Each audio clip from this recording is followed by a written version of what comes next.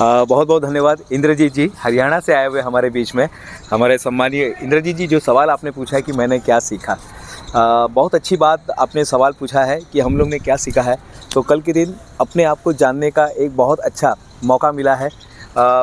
जी, हम लोग the Buddha, ज़ोब्रा the Buddha, हमने पूरे बॉडी को शेकिंग करते हुए बॉडी को शेक करते करते हमने देखा कि कैसे एक अज्ञात शब्द का इस्तेमाल करते हुए अध्यात्म की ऊंचाई को कैसे प्राप्त करें, मैनिफेस्टो कैसे करें। और सबसे इम्पॉर्टेंट है, शंकर भगवान ने जैसे त्रिनेत्र के बारे में जो बताया हुआ है कि जो अगर त्रिनेत्र को जान लेता है उसके हर सपने को वो पूरा करने लगता है, हर चीज़ को वो मैनिफेस्टो करने लगता है। तो कल के दिन हमने अपने तीसरे नेत्र को, हमारा जो तीसरा नेत्र था, हमने तीसरे नेत्र को कल हमने ओपन कर लिया। हाँ मित्रों, तीसरा नेत्र ओपन हो सकता है। हमारे शरीर में कुछ 9 द्वार हैं, 9 द्वार में से जो उसके बाद एक आता है 10वां द्वार। 10वां द्वार मित्रों यहाँ पर होता है, ये जो है ना, दोनों आँखों के बीच में जहाँ पर महिलाएं टिकली लगाती है, यहाँ तिलक लगाते हैं, वो हमारा 10वां द्वार होता है। और 10वां द्वार को हमारे गुरुजी ने कल हमें ऐसा बताया कि 10वां द्वार को हम कैसे ओपन कर सकते हैं। तो ये सारी चीज़ें हमने कल सीखी। और उसके बाद आनंदित कैसे रहना चाहिए, आप 24/7, यस, आज की तारीख में, आधुनिक तारीख में आनंदित कैसे रहना चाहिए, मोक्ष की प्राप्त कैसी करनी चाहिए। तो कल ये सारी बातें हमने सीखी। और जो बातें थी, और ये सारी प्रैक्टिकल थी साहब, मैं शब्दों में नहीं बता सकता हूँ। इंद्रजीत जो आपने सवाल पूछा है कि कल हमने क्या सीखा, तो इसको शब्दों में नहीं बताया जाता है। ये तो गूंगे का गुड़ है, गूंगे ने गुड़ खाया लेकिन उसको पता ही नहीं क्या खाया, वो कैसे बताएगा। या कैडबरी खाओ, मेलेडी खाओ, खुद जान जाओ। एक ऐड हम बचपन में देखते थे कि मेलेडी खाओ, खुद जान जाओ।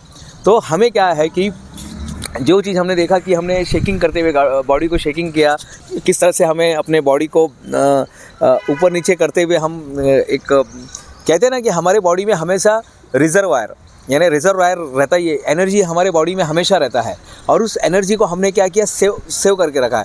फॉर एग्जांपल, एक इंसान अगर वो भाग रहा है, नॉर्मल तरीके से भाग रहा है तो ठीक है, लेकिन अगर उसके पीछे कुत्ता पड़ जाए तो क्या होगा मित्रों, तो वो अपनी स्पीड बढ़ा देगा। या कोई आदमी चाकू लेके भाग रहा है उसको मारने के लिए, फिर क्या होगा, उसकी एनर्जी बढ़ जाएगी। तो ये एनर्जी आती कहाँ से, हमारे अंदर ये एनर्जी कहीं ना कहीं सुप्त अवस्था में रहती है मित्रों। सुप्त अवस्था में ये एनर्जी हमारे पास पड़ी हुई है, बस हमें क्या है, उसको जागृत करने की अवस्था है।